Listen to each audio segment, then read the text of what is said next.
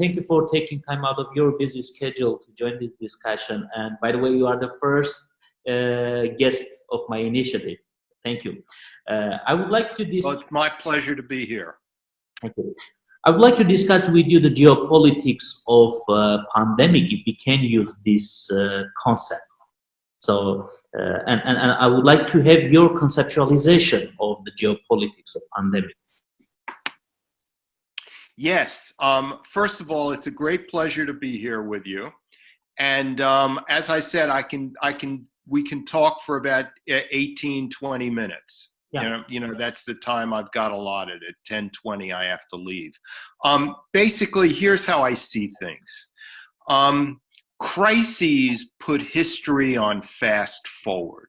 They speed things up. And the coronavirus is speeding things up. Geopolitical developments that would normally take 5 years to play out, especially in countries that produce oil, which has gone down dramatically in price, such as Iran, Iraq, Venezuela, Nigeria, etc. Once the virus is over and people can gather in the streets again together, we're likely to see a lot of turbulence in a number of these countries. Because the governments will have less money to bribe the population, to bribe people, because the oil money will be much less than it was before. So the coronavirus also, in a bigger sense, is making relations between the US and China and between the US and Russia worse than it was before. In other words, we're entering a more fractured world in geopolitics. You know, if you think about it, globalization was great from the end of the Cold War till a few years ago. You had middle classes emerged in places that never had them. You eradicated extreme poverty in many places. Everybody adapted American-style management techniques. Well, not everybody, but it became universal to an extent. You had this creation of the global elite, which was more loyal to each other than to their own countries, connected by technology the way we're connected. When the Berlin Wall fell, there were no iPhones, there was no Zoom. A lot of people didn't even have email addresses at the time. So the first part of globalization from the fall of the Berlin Wall to recently has basically been a good news story. It's been about the globe unifying. It may be superficially, maybe very sporadically and tenuously, but it's brought the globe together. However, we're now entering a bad news story of globalization. And the bad news story is that it's leading to fracture. No longer is the US and China and the US and Russia generally getting along. They were always rivals, but relations were predictable. They were gentlemanly like. They featured regular summit meetings, and but the key is they were predictable. Each side more or less knew what the other side would do to a certain extent, especially the US and China. The Russians were surprised by the US invasion of Iraq, by George W. Bush's pullout from that early, I think it was the ICBM treaty in the first year of his presidency. So there was some surprises, but generally it was okay. Now relations are unpredictable. They're tumultuous, and it will be because the U.S. and China are competing militarily in the South and East China Sea. They're competing technologically with 5G networks. There is cyber conflict. There are cyber attacks from one country to another, Russia, U.S., China, U.S. Cyber has been a destabilizing element for great power relations because great powers are now in a hot cyber wars. It's just not bloody, but it is a war in the sense that there are constant attacks on each side. The Pentagon now has a new cyber command where it can theoretically launch retaliatory strikes against China and Russia. So cyber's been destabilizing. And beyond that, what you really have, it's emerged, it's morphed into an ideological conflict, because China itself has become more authoritarian, more one-man rule, more of a personality cult. China used to be dull for 30, 35 years after Mao. Collegial rule, very risk-averse, enlightened authoritarianism, and, you know, government by engineers, people, the leader had to retire at age 65. That's all gone now. So China has no friends left in Washington. That's key. The journalists, Congress, not just the White House, but for about 2 years already, Congress and the media have turned against China. All right, with Russia, the US media has turned dramatically against Russia. The elite media I'm talking about, the New York Times, the Washington Post, etc. Congress is very wary of Russia.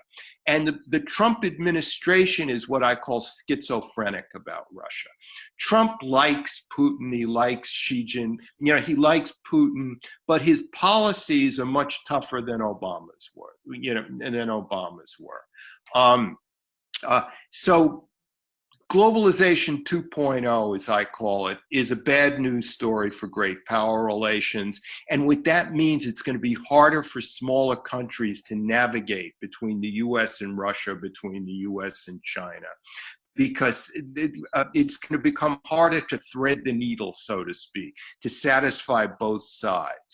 And I think this is a permanent development. Also, we're going to see you're going to see a separating out into spheres of influence, and we're already seeing it somewhat. I mean, Europe is the fight zone. I mean, Russia has been, mobilizing more and more force in Europe's northeastern border against, the Baltic states and Poland. China's been making deep inroads into the economies of Southern Europe.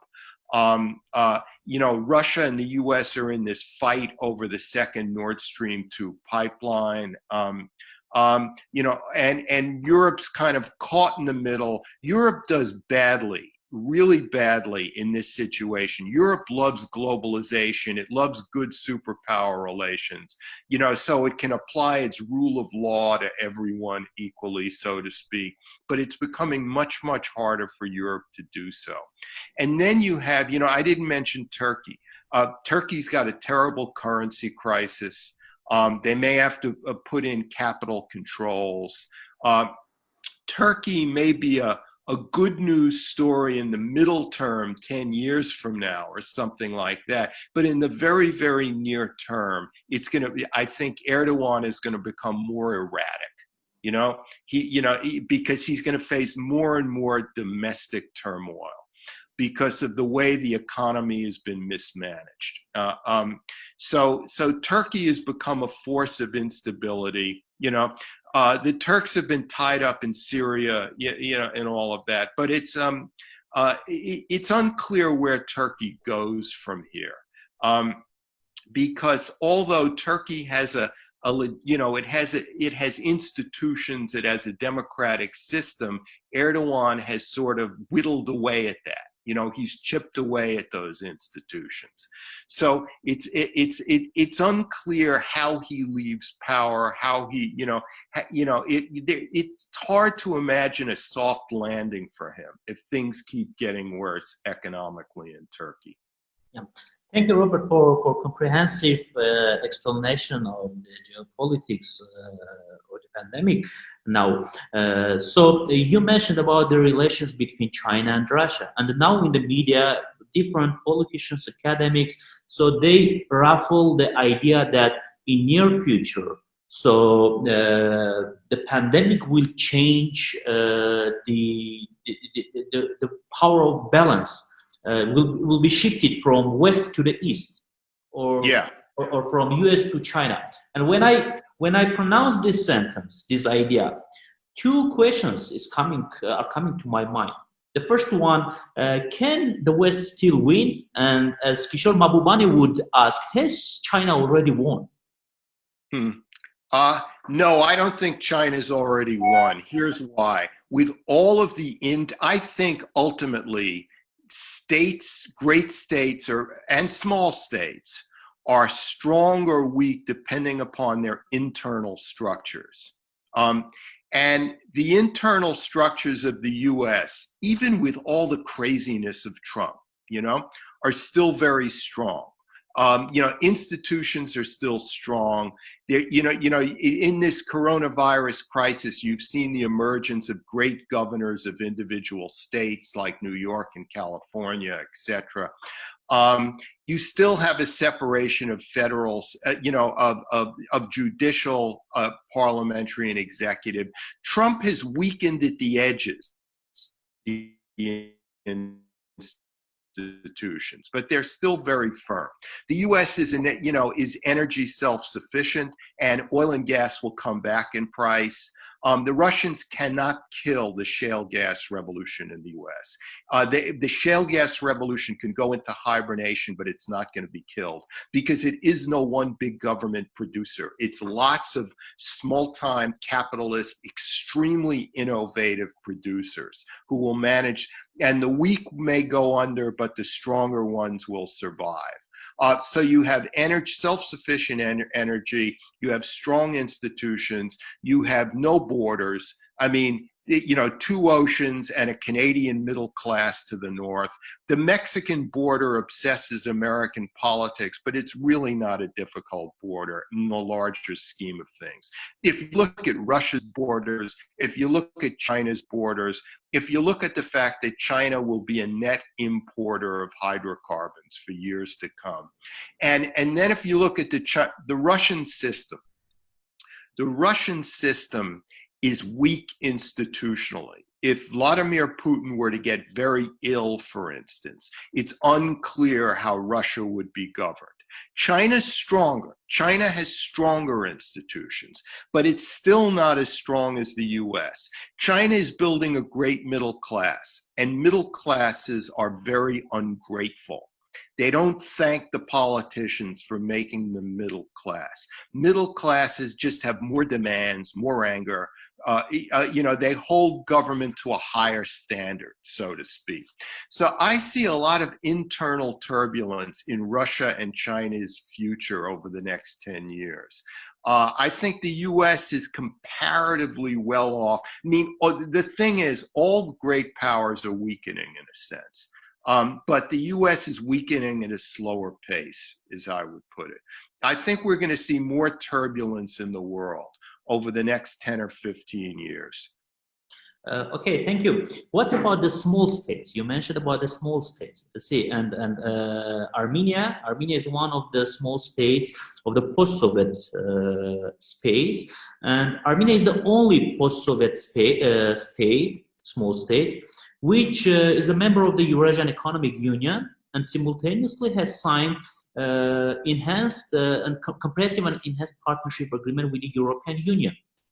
So, if something this pandemic change in the geopolitical patterns of Eurasia, Armenia as a small state, how should Armenia behave in the new geopolitical puzzle? Yeah, Armenia is surrounded by historic enemies to the west and to the east.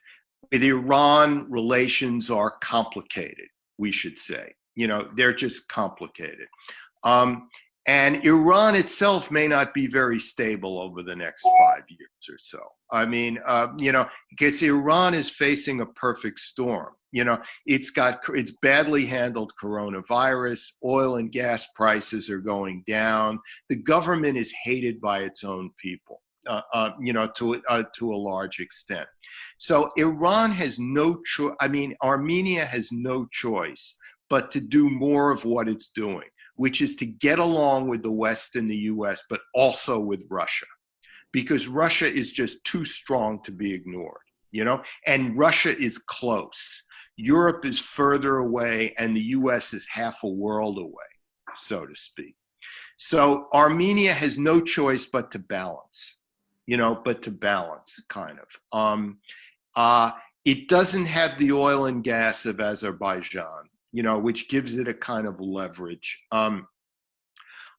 So it's and it's landlocked. So the result is it's all about diplomacy. It's all about really. Armenia has no room for mistakes. A country like the U.S. can invade Iraq, a big mistake, and the U.S. is still there. It's still strong. It still has a good future.